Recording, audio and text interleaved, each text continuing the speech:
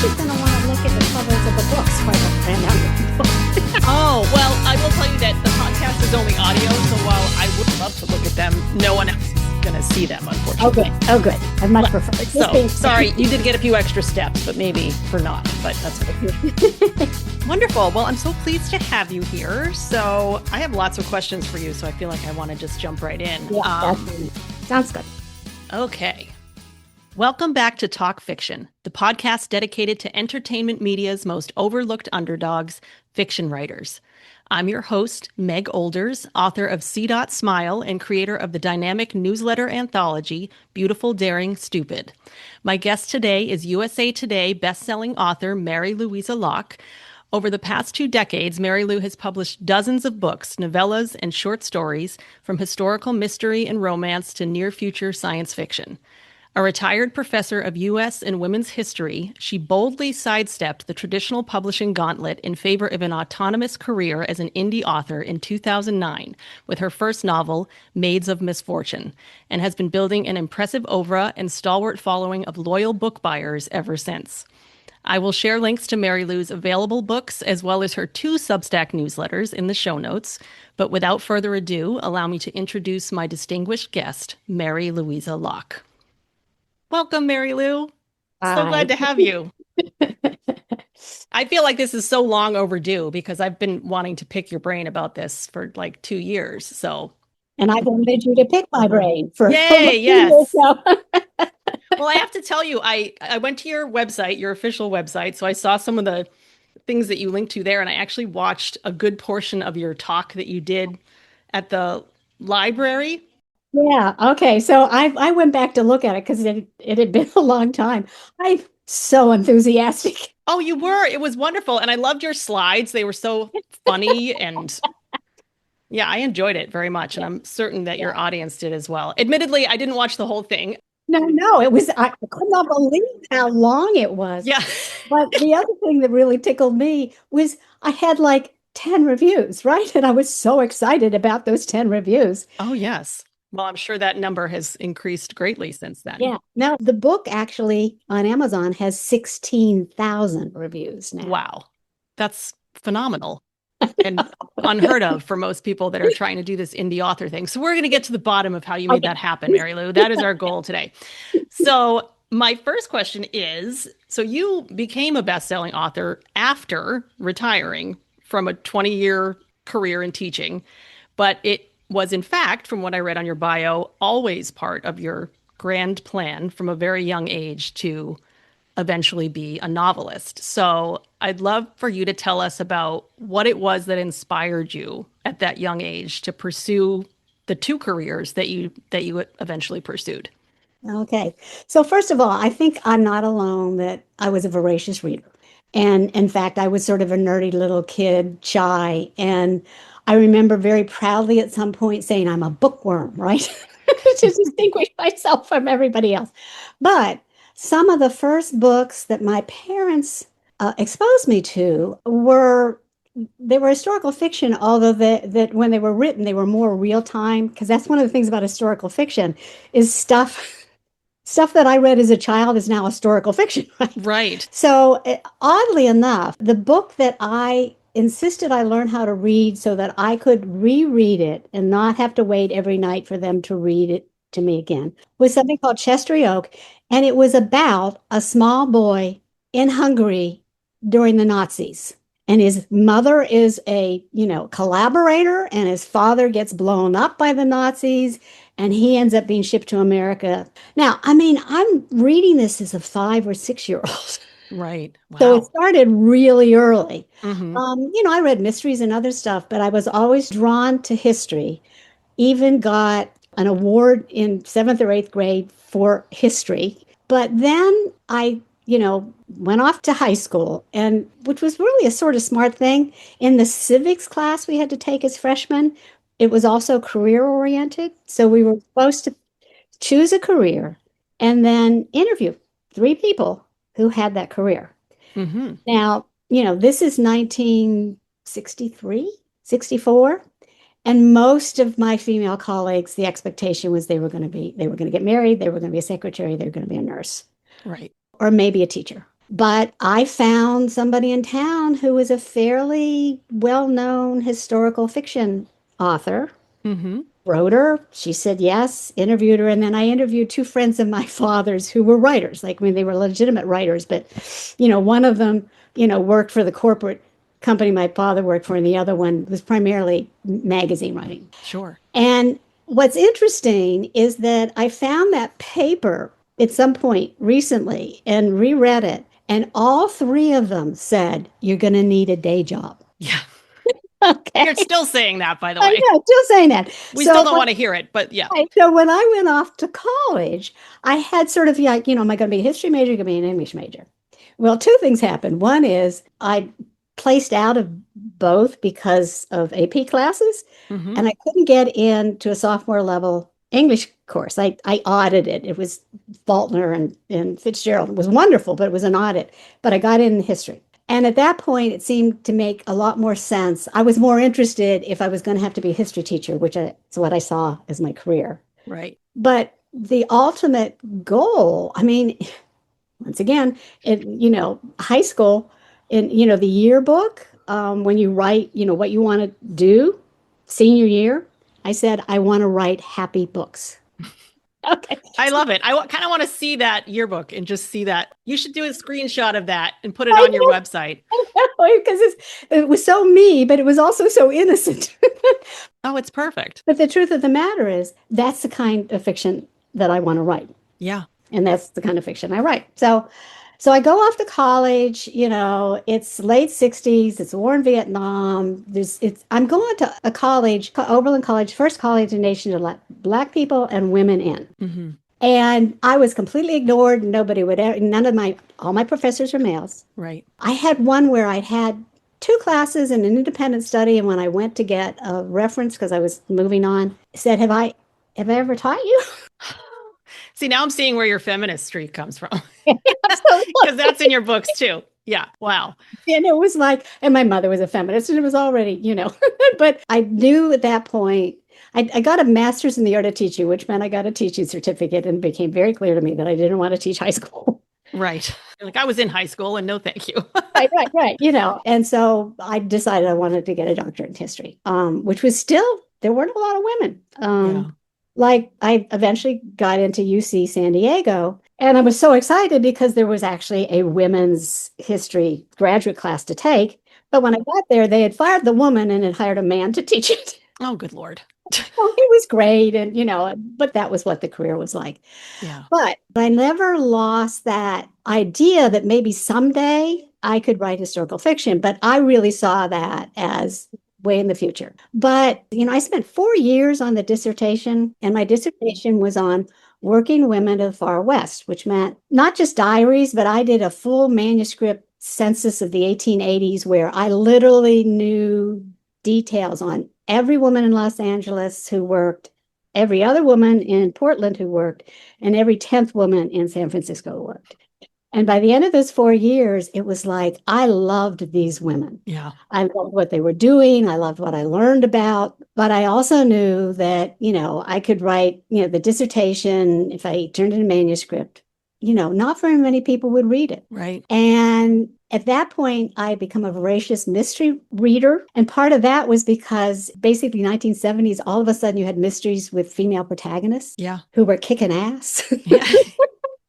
And taking no prisoners. Right. There were a couple of historical mysteries that I'd read, which I'd also liked. And I started thinking, if I could write an historical mystery featuring the different occupations by women, a whole lot more people theoretically would be introduced to the women that I'd learned to love. Yeah. Well, you found your hooky genre in that case. People can hear mystery and they're like, sure, but dissertation, they're like, I don't know if I'm Exactly. going to sit down and read that. But you got to realize, I came to that conclusion, and even the plot, reading a diary, in 1979. For the book that you published in 2009. Aha. Wow. So you were sitting on that for a very long time. And so 10 years later, for a variety of reasons, I'd had teaching jobs, and one of them was so hostile because I was a female that I left, and I had a series of adjunct jobs. It was sort of like, we're in San Diego because my husband's job, I've got a small child.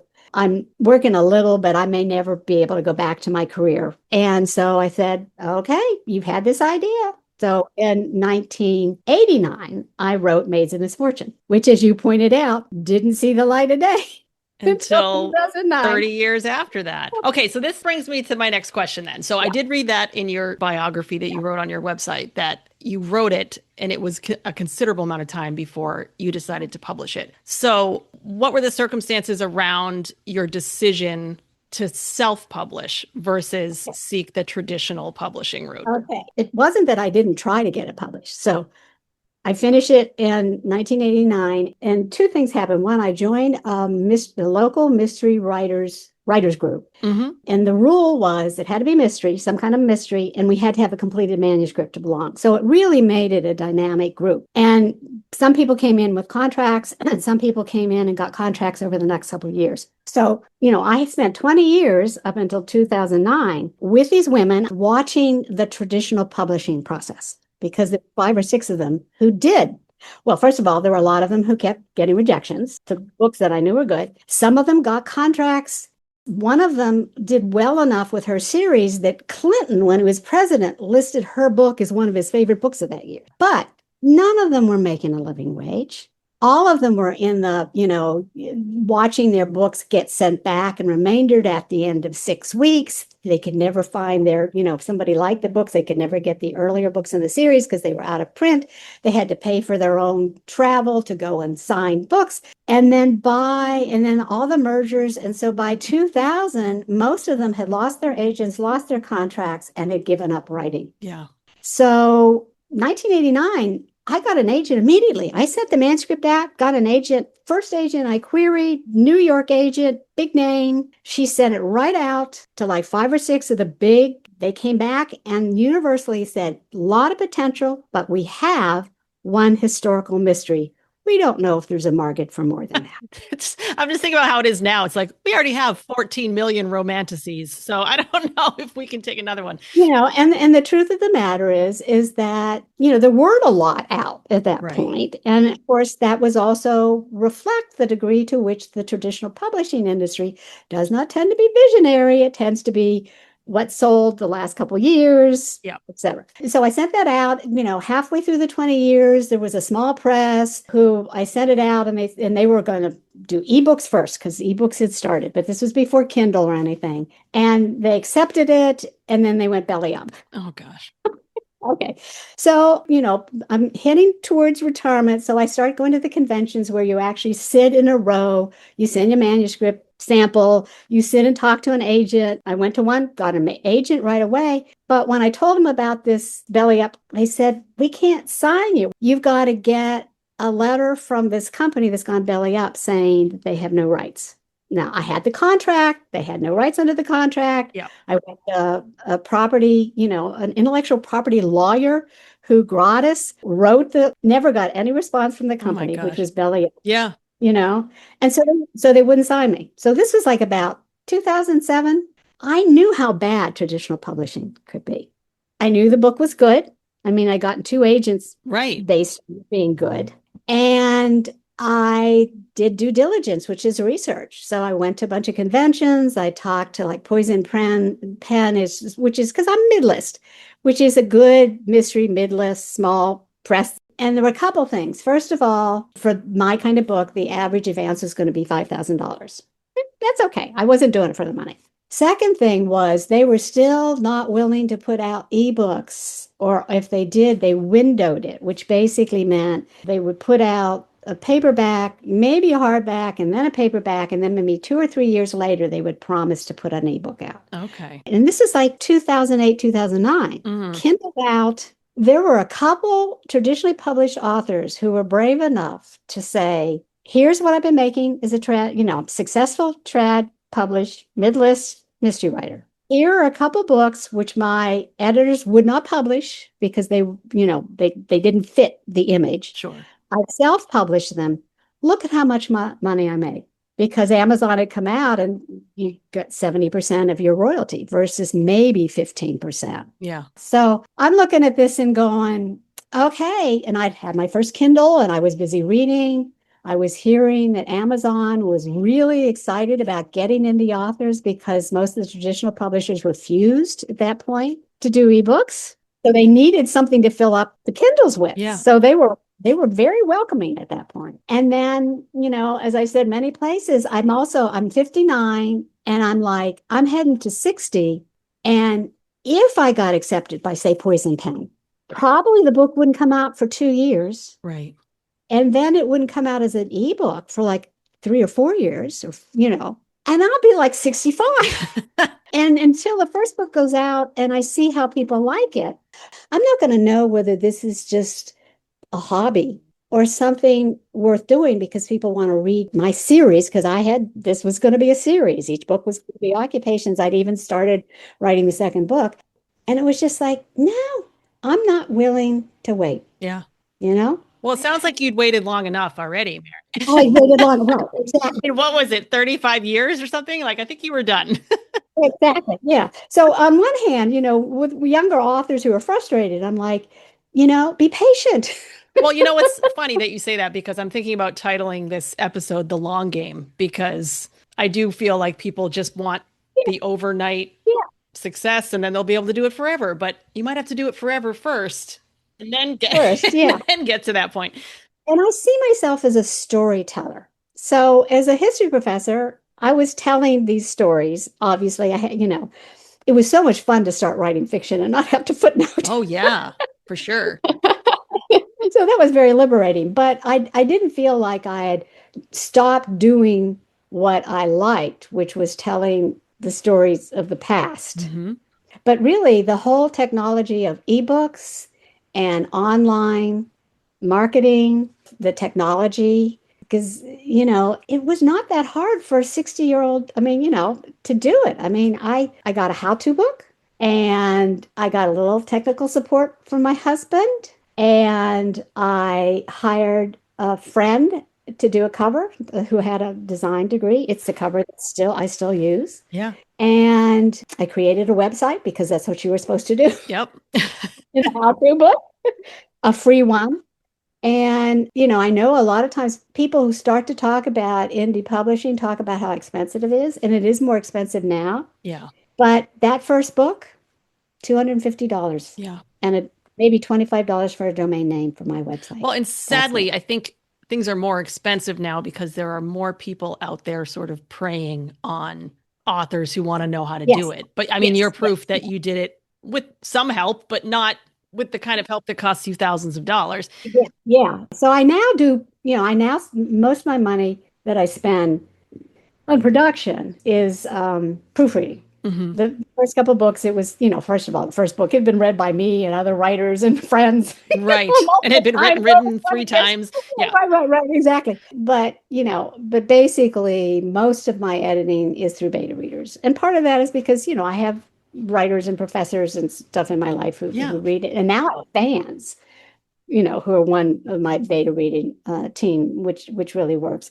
But at a certain point when it's all done, I always know that there's going to be typos and grammatical Right. errors, and so I pay a decent amount to proofreader, and the cost to covers have gone up not only just because I feel like I should pay more for Right. this, but also because now it's not an ebook cover, but it's an ebook cover, and smaller sizes for social media and print edition and audiobook edition. Hmm. So, what used to cost me 250 now for a full size book cost $600. But Right. hey, you know, In the grant. Yeah. Well, now we're going to talk about the other side of, well, we're going to talk about both sides of the money thing because I know this is interesting to people. And you already said you were totally fine with me asking you these absolutely. delightfully crass questions about how much money you made. So, I was able to sell that book beyond the fact that obviously I feel like it's a good book and people enjoy it. yeah. I was able to sell that book because I embraced the strategy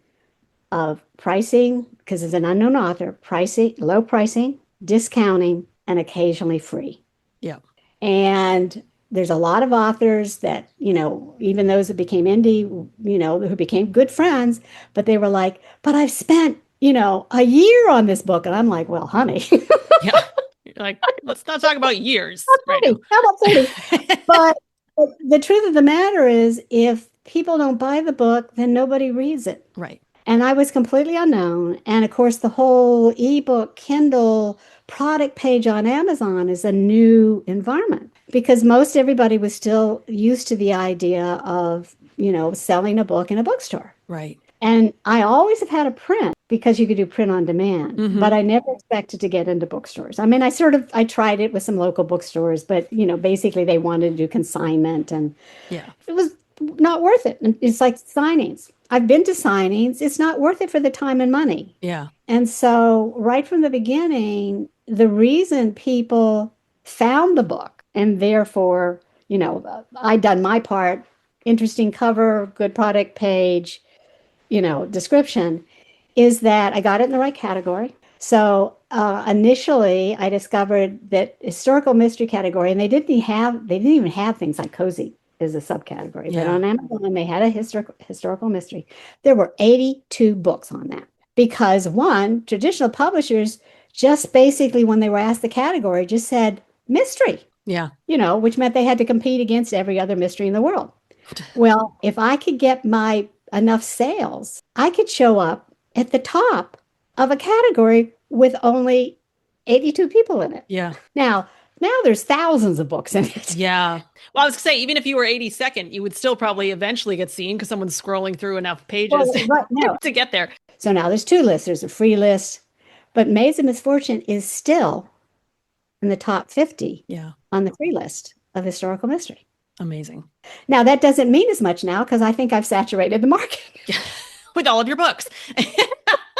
Well, particularly with that book. Yeah. But if you want to know, okay, so, and I know that it's a change. Free strategy does not work as well. But if you have a series and you're able to make it, particularly the first book or two, cheap enough or free, once you've got enough perma-free, so that people will just take a chance. Yep. If the book is good enough, they actually then go out and buy the next book. Right. And the next book. Well, and this is an argument for if it's in you to have a series or even books that are on enough of a theme that the reader knows what to expect with the next one. It's an argument for self-publishing because of the timeline, because you can put out a book a year if that's something you can manage, rather than a book every 5 years, which is what your, timeline might look like. No, absolutely. And I do believe, I mean, I've been fortunate that in both my science fiction and my historical mysteries, I do have series.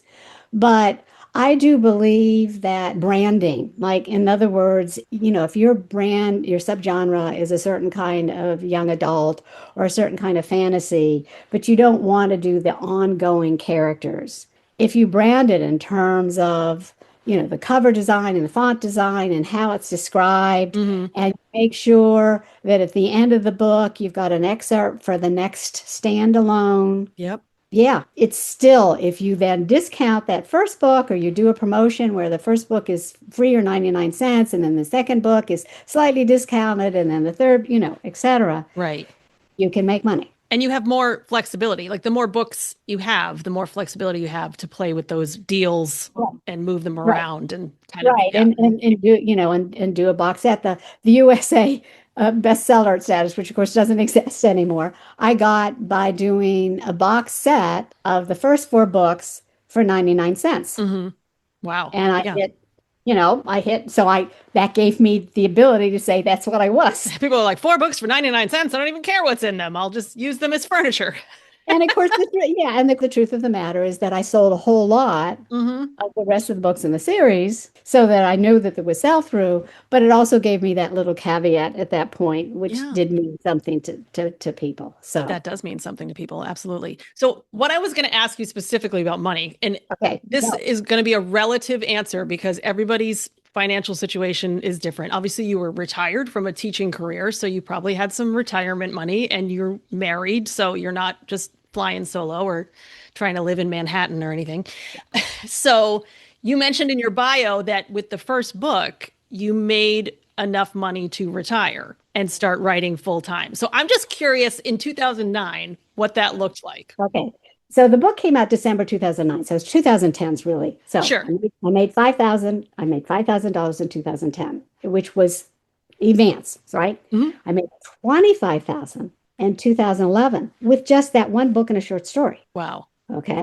So that's actual profit. That's not like gross sales. That's like after expenses and everything. Yeah, because of what expenses? Yeah, 250 bucks, I think you said. Right, That she right. spent. And Yeah. and right, and this is an interesting little story, which is, the people who were talking about self-publishing said if you can make a first book in a series free, or if you have a short that you can make free. Yeah. What I done is, after the book came out, 4 or 5 months later, I did a short story called Dandy to Text because there was a Boston Terrier in the book that, people really liked, responded well to. Yeah. And there was really only one sort of newsletter at that point. It was called Kindle Nation Daily. And this guy was really enthusiastic about the Kindle.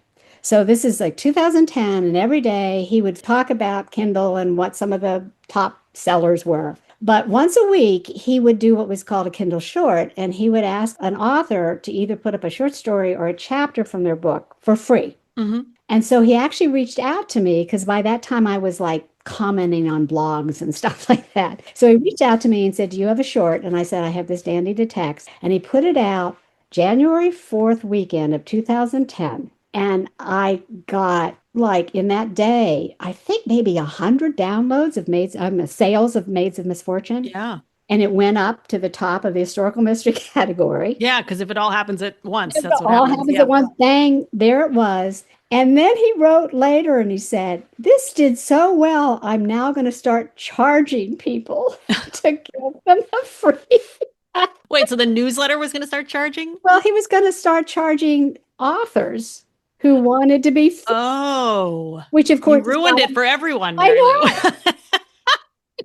Okay, so the facts are, so by 2012, and at that point, I had two books out and two short stories. So 2012 to 2016, which is the gold rush time, I was averaging $70,000 a Oh year. my God.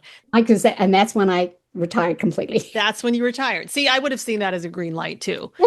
I think what happens with independent authors and myself included, you'll quit your job just to be able to write full time and you're like, the money will come later, but it doesn't. Yeah. No, And then you no. have to go back to work. I've done it like Yeah, two or yeah, three that's times already. yeah, no. And So, and yeah. and so this is, and people always talk about good fortune. I was an early adopter.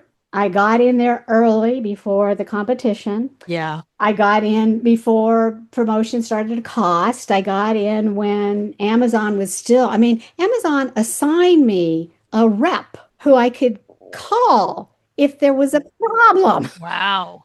Yeah, they don't do that anymore. No, they sure Now don't. they just create problems and Right. don't have any Absolutely. solution for getting out of them. And that's what I think has changed. And I wasn't the only one. And of course, the thing about it is, my books are long. Those historical mysteries, 110 to 140,000 words, and Hmm. there's all the time for the research.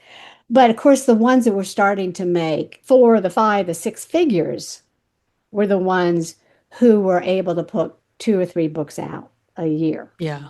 And some of them are still, that I know in historical fiction. I don't know the romance people that are making, hand over fist. And that's certainly something we can talk about changing because the environment. So I was fortunate. I was willing to experiment. I had a book that sold and it was in a series, And so when I would do free and then I made the first book perma-free, it meant that every time I would promote it and tell people about the fact that the book was free or one of the other books was free, for a week, I got sell-through. Yeah. So the truth of the matter is, and just completely crass, but it can explain why I was so enthusiastic at the beginning, why so many people were, is that, Maids of Misfortune, if you look the whole career of Maids of Misfortune, I've had 950,000 free downloads. Wow. Okay. Yeah. No, that wasn't Maids. That's everybody all together. Maids is Okay. okay. Total. So Sure. Maids is like 900,000. So most of that, It's most of them. Yeah. right, right. But I also on Maids have made $165,000 on that book. And you can say most of the good sales all together. So once again, and if you take all my books and you're right now, I've got 13 novels and 7 novellas and 9 short stories and collections. And so over those 16 years that those books have been out, I've made $790,000. Wow.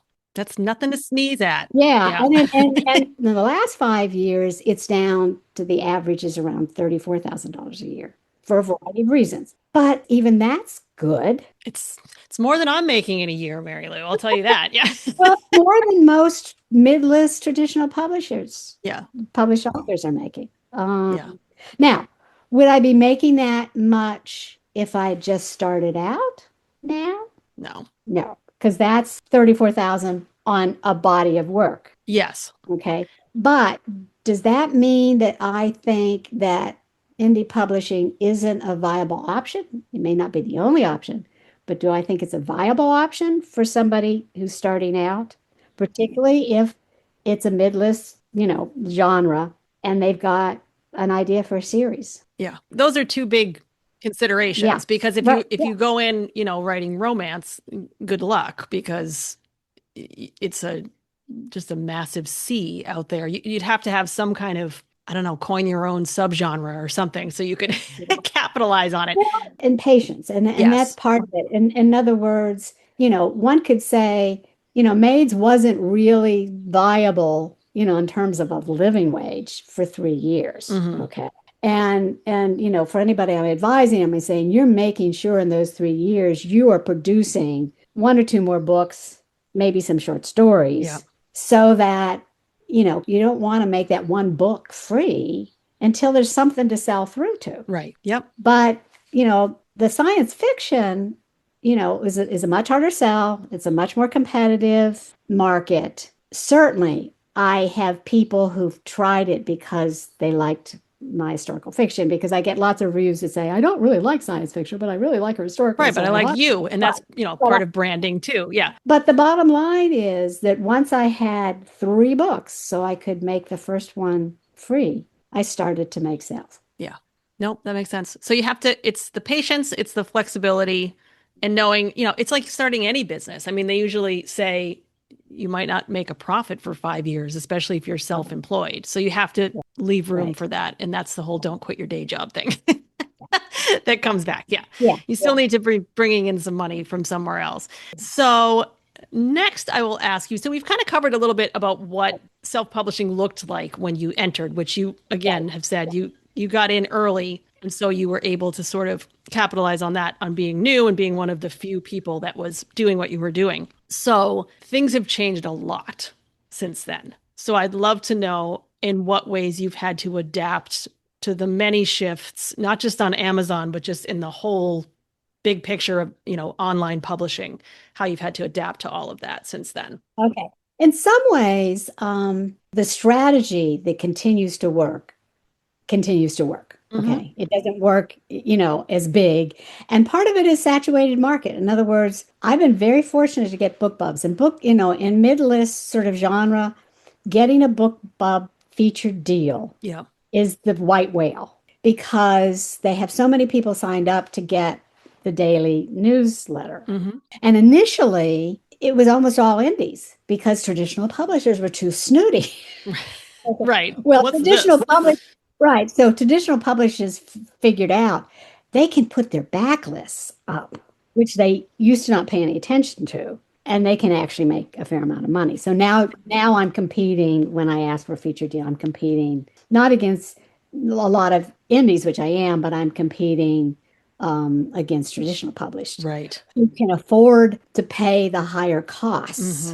Mm-hmm. So that's a big change. So it's much harder for me to make a big profit when I get a book bub. It's harder for me to get a book bub. Initially, I was getting 4 or 5 book bubs a year, which is unheard of. Yeah. But now it's much harder to get one. And I don't get as many downloads. Now, I still get a lot of downloads, but I don't get as many. Yeah. And which means that there's not as much sell through. And if there's not as much sell through, then, it's, I think there was even one book bub where, and it was probably science fiction, where I just broke even in terms of the next month in terms of sales. Mm-hmm. So that's a big change, right? Yeah. And that's just the effects of competition. And now that now if you're indie, you really are competing against traditional, where for a while it was really bifurcated. Yeah. Because traditional was just still going the route and bookstores and print. Yep. So that's a big change, but the strategy still works. right? So I haven't really changed that strategy. Where you market obviously changed. So I had a website, I had a blog on the website. I had a Facebook page, I had a Pinterest, I had an Instagram. Okay. And Facebook initially, and then I had a Facebook authors page, which initially was very useful because they would send a post out to every single person who followed you on that Facebook page. Right. Well, they changed. Yeah, they don't do that So anymore. they will only push it out, to a small group, and if you and then they want you to pay for it. They want you to boost the ad or Hmm. do the ad. So that's a change. And there's some people that spend an enormous amount of money on Facebook ads and it still works for them. And there's all sorts of ways, to figure out how to do it. At a certain point, I looked at it and said, it's not worth my time and money. Right. If I was new, I might try and figure out how to do it. Well, it would just be one more thing to experiment with. I've heard a lot of people will just try it for a month and see if it does anything. Yeah. Exactly. Right. Right. And because I did that, I did blog tours, which never seemed really worth it. So you name it, I experimented. Because of my age, I am less willing to experiment. Yeah. But there's still like if I was advising somebody relatively new, I would be saying, looking into pretty books, right? This is suddenly, my daughter and my grandson's generation are reading print. Yeah. My generation is busy reading Kindle so that you can make the print higher. So that when I poll my readers, they're still all into ebooks. Yeah. But if I was starting out, I would be, selling direct and I would be selling direct print books that have special features. And there's now companies that will ship the books for you. And, in other words, there's just like there were a bunch of companies that came out and said, I'll design a cover for you. I'll design, Facebook ads for you. I'll do this and this. Now there's new companies that are stepping forward and saying, if you want to sell direct, I can make it easy for you and you can get prints out. So audiobooks, I'd say over the last couple of years, the bulk of my sales have not been from ebooks, have been from audiobooks. Hmm. Oh, that's a whole nother And thing we could talk about. So, right. And that's a still growing industry. yeah. It is also the most expensive and is probably, if I stick with this career for much longer, it is probably the only place I would contemplate doing AI Yeah. because I know I have not broken even. All of my books, except the last two science fiction and last two novellas, I paid a narrator for, Yeah. and it's expensive. And I know I have not, I know that, a single book may have paid off, but in general hasn't paid off. Yeah. And, I like the idea that if there's somebody who discovered me as an audiobook can read the whole series, but I'm just not making enough at this point. Yeah. And that was what was wonderful at the beginning is that I was making enough profit that I could experiment. Yes, exactly. You need money to play with if you're going to Right, play the game. right. Yeah, absolutely. It was never an issue in terms of is this worth it? Hmm. And so that's another thing that's changed. The other thing is demand and the expectation to put out 5, 10, 6, 16 books in a year, Yeah, that's crazy. which is permitted because of AI. I mean, people talk about it now, but there's clearly the people who are putting that amount out, they were using a degree of Oh, yeah, AI. for sure. Well, some of them are even admitting it, like that woman who admitted to putting like 200 books out in a year. Right. Yeah. And that makes it more difficult because not only do, voracious readers expect it, but you also have a situation where it floods Yep. the rankings. And a lot of it's slop, which means then readers will become less confident Yeah. of trying that discounted or that inexpensive book. Yeah. Which is why, once again, I see the strategy of you get the book out, and it's you have it at being a relatively good price, maybe bring it down, for a week to get reviews. Because I, as a reader, use reviews as my social proof. Yeah. Okay. Hmm. So when I look at a book, even if it's inexpensive, I'm going to look how many reviews and what do the reviews actually look like. Right. And certainly if I'm going to pay more than like $4 or $5 for a book, Hmm. it's got to have reviews for me. Yeah. And how you get reviews to a certain degree is having, if you're not known, is having it a relatively low price or discounting it occasionally. Yeah. And hoping you have the kind of readers who leave reviews because I'm only just now sort of becoming one of those because I'm in the circle with my publishing group and all the women are like supporting each other. I'm like, okay, I guess I'll leave reviews. I've just always been afraid to do it. And for a while that was definitely, authors, I'll review if you review me. And then Mhm. and Amazon would then not put up a review if they thought, Oh, I got blocked at one point for oh yeah, leaving yeah. nice reviews for my friends' books. They're like, I'm sorry, you can't do that. So this will bring up in terms of the change, okay? The website is good to have a website. There's lots of ways you can have inexpensive websites. The blog on my website, I found that was primarily being read by other authors who wanted to know how I'd been successful. Yeah. Categories, that was a big deal, because I wrote about the importance of categories, because if you want to show up when somebody's browsing, then you got to have it in the right category. Yeah. And then I did the newsletter with MailChimp, but the more people who signed up for the newsletter, the more expensive MailChimp came. Yes. And so my biggest innovation was 3 years ago when I shifted over to Substack. But I was fortunate because I wasn't seeing Substack as a way of getting readers. Right. It was just a way to talk to them. It was a way to keep them involved because Yep. that's the other sort of, if you will look at tripods, it's the product and the cover and there's, and it's the marketing and price, et cetera. But keeping, particularly if you're only putting a book out once a year, keeping the fans invested. Yes. And some people are doing it with Twitter and some are doing it with Instagram, et cetera. But I had been doing Facebook and then it was becoming more and more frustrating. Yes. And so I basically had been starting to do a daily post because that, consistency is important. Mm-hmm. And so I've been doing a day when COVID started, I started a daily post on Facebook.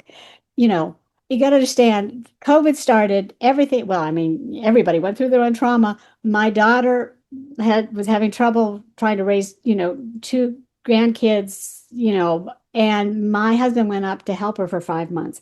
Now you got to understand, that was 5 months in COVID when I was completely by myself. That was the first time in 50 years my husband was not in the same house with me. Yeah. And so posting to Facebook became my lifeline. Yeah.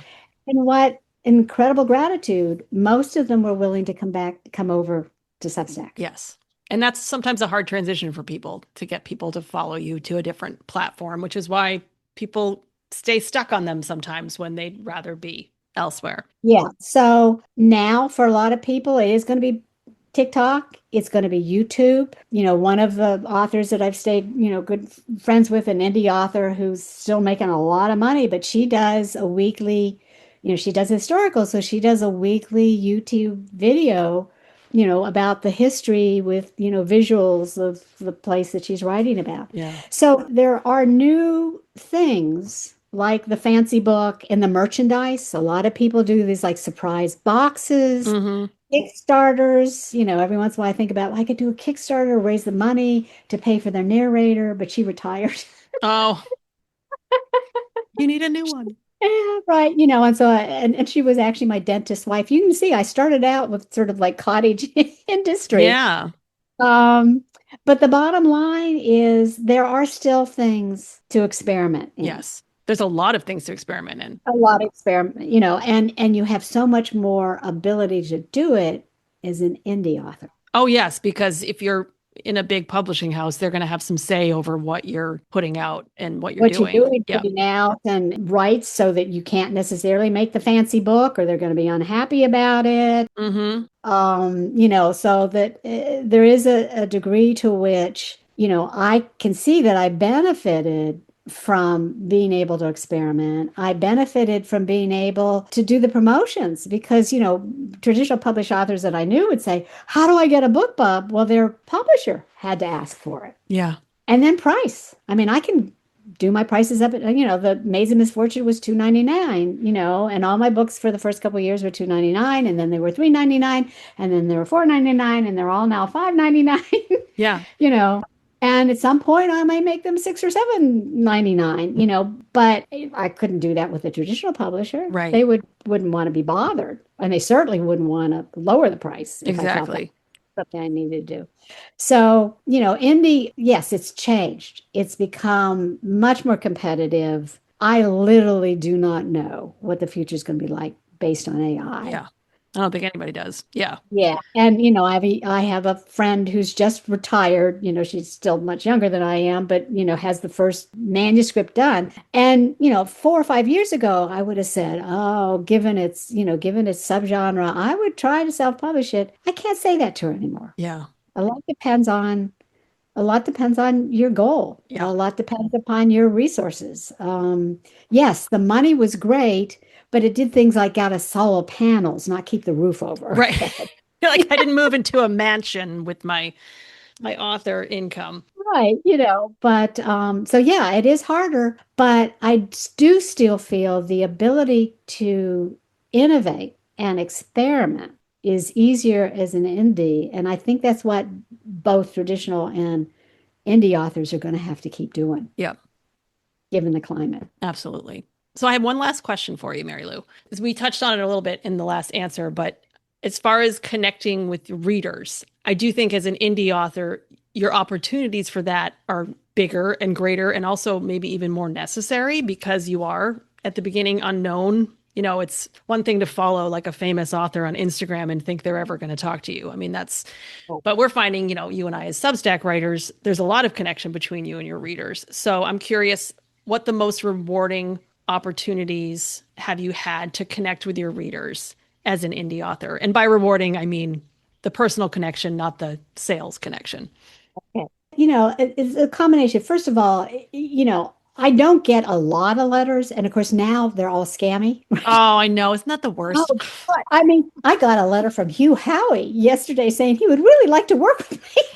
He's like, and I'm like, oh, this is definitely AI because he actually, for the science fiction, he actually did a blurb for us. So I'm sure the AI found his name and thought, oh, she's going to be excited about this. Oh my goodness. But yes, getting that email, and even with Substack, some people won't just comment, but they'll and then send me an email. Mm-hmm. And that's great. It makes you feel like there's a person you've really touched. So getting emails, getting comments, because I don't get a huge number of comments, but they're generally the same people. Right. Knowing that when I have a book come out, they go rush out and buy it Yeah. is also, I mean, so a couple years ago, as I was writing a novella, I was putting up, as you're starting to do, I was putting up each chapter as I wrote it. Mm-hmm. Great. And, I could tell a lot of them were reading it, but not all of them. Right. And then, when I published it for, I guess $3.99, it's real clear that a whole bunch of them then rushed out and bought it anyway, Yeah. Even even though they'd though I read was it. offering it for free. Yeah. And the comments will often say something like, I can't wait till the next one comes out, or you go, girl, because I'll be depressed about the fact I didn't get any words written today, whatever. Yeah. I mean, frankly, I often like, why are people reading my daily post? I mean, I would not recommend a daily post, but that was what I established, and that's what, and it was clear that there were people that that's part of their day, Yeah. Absolutely. often older women, but there's some older men that will write me and send pictures and stuff. So, being able to talk about my writing process, they clearly like to hear about the writing Yes. process. They like to know about both the obstacles. They like to know about, like right now, I'm in the process of writing character bios. So they find that interesting. And for a while, I put out all my short stories for free, just to keep people feeling like it was worth opening up the Substack. And Right. and then I would do little bios of the characters in that short story. Mm-hmm. And people would respond to that. Or they'd say, oh, and I would do a poll saying, which of my, long-term characters do you want to see featured in the next short? Yeah. You know, and so the novella I just put out was Mr. Wong, who was a character who showed up in Maids of Misfortune. Yes. I've met him. I've done another short story with him, and he showed up in a couple other books. So that helped guide me in what I was going to do. And I got to tell you, people hate reviews, but once you start to get reviews, Yeah. I read them, and I, you get a thick skin because particularly at the beginning, people are reading it and you're just not their cup of tea and they're going to tell. But in a series, most of the people who are reading the books are people who've read another book in the series. Yes. You're not gonna get the troll that's committed enough to read 12 of your Right. books. They may say they're disappointed. Like the sixth book I put out, a lot of people really hated one of the new characters. A lot of them loved her, Yeah. so it was like really, but they was like, oh God, I really found Laura just a, Debbie Downer, right? It's just like, and so, so you accept that. But the truth of the matter is, if I get down, I just look and see what are the newest in the past year reviews Yeah. because they'll say why they liked it, or they'll say it came to them in when they really needed a pickup or something. Yeah. So is it a personal connection? No, but it feels personal. Right. And that they're talking to you. And I think your newsletters achieve that as well. So I'll just mention the two of them. I'll link to them as well. But you have an Aging Authors Daily Diversions, which is your formerly daily Facebook post, which is now Right. through Substack Yeah. and probably reaching more people. I mean, you can't argue that. We were Oh talking about yeah, the yeah, reach no, of Facebook. because when it was, yeah, it was a Facebook. I was lucky if 50 or 60 people got it. Right. Okay. Because they don't tell you how many opened it. I've got 700 people who've subscribed. I don't know. Followers, ridiculous. I've got lots of followers. Yeah. I've never figured out how to. Well, I think Notes is similar to other social media in that when you put something on Notes, it does not reach all those people, even close. No, no. Yeah. And I don't do much on notes because it never seems to do anything. So No, it it's just, doesn't. but the bottom line is of that 700, between 250 and 350 will open every day. Yeah. And I'm like, and I know that there's some people that don't open it because of the way my husband says, well, I don't open it. It won't show up as opening because he's got some other way he does Oh, it. and there's people that only read in the app, and so you won't see them in your open rate either. Yeah. And I don't know whether they're the same people. And I figure that, there's probably a group of people that don't ever open it or only open it when it looks like there's a new publication or whatever thing for the monthly. Because the monthly is, I shifted from monthly to occasional. So occasional. I know, I love that. But that's shifting. You have to be able to shift. Yeah, because I was working really hard and trying to give them value, which meant I was like signing up for book suite author shares and stuff like that. Yeah. Which is, author swapping of newspaper newsletter lists is one way of getting out to people who don't know you. Yeah. But it was increasingly feeling like they just want to know when a new book is out or when there's a new promotion. I mean, I like to hear how you're doing. I mean, sometimes you share, you're like, this is why things are moving slower right now, or this is why I'm really jazzed. Yeah, Yeah. absolutely. I mean, the first letter to the readers is to keep them feeling like there's a personal connection. Right. But I think the people who really want a personal connection are the ones that then go over and sign up for the daily. Yes. And leave comments and invite you on their podcasts. Yeah. Okay, well, we're at the hour mark here, Mary Lou, so I might just bring things to a close unless you have any last pieces of advice that you would give. You've kind of covered a little bit how you would advise anyone considering this now. And I think, the biggest takeaway for me has been be willing to experiment, be really willing to be patient if it's something that you want to do.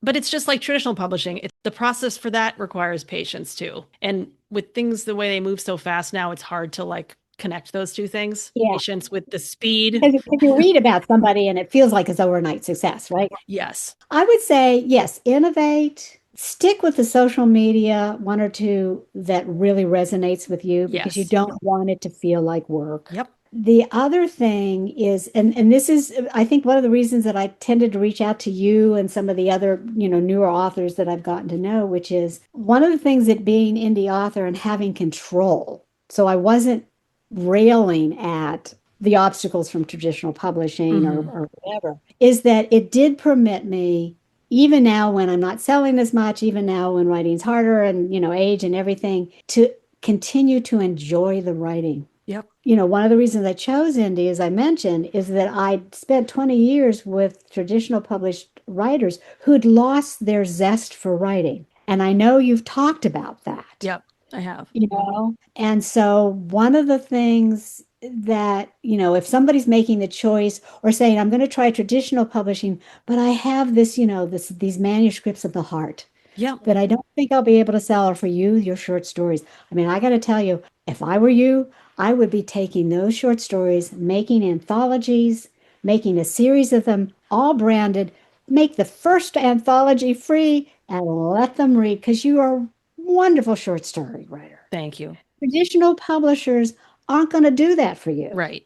Well, we'll talk, Mary Lou. After my novel comes out, you and I will sit down and we'll Yeah, we'll come up yeah, with a plan yeah. because I'm not opposed to this at all. I have a lot of short stories and I would happily write more. So yes. And that's why I'm saying, you whatever you're doing, whichever route you're going, make sure it's a route where you still get so much enjoyment out of the actual Hmm. writing.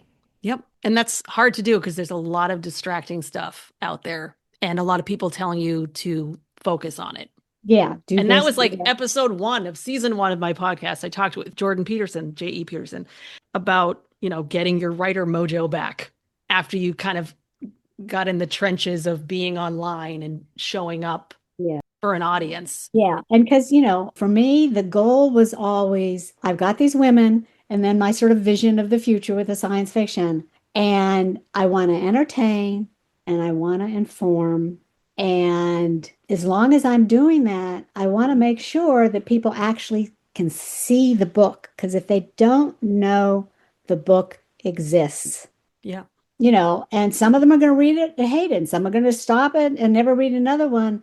But I have enough faith in it Hmm. that some people will read. I mean, I remember once calculating how many people have I lectured on, immigration history in my career of 30 years, and how many people have gotten that information about immigration history in this last book. Yeah. And the number of people that I got to tell my stories to Hmm. through writing Yeah. so much more than 30 years of teaching.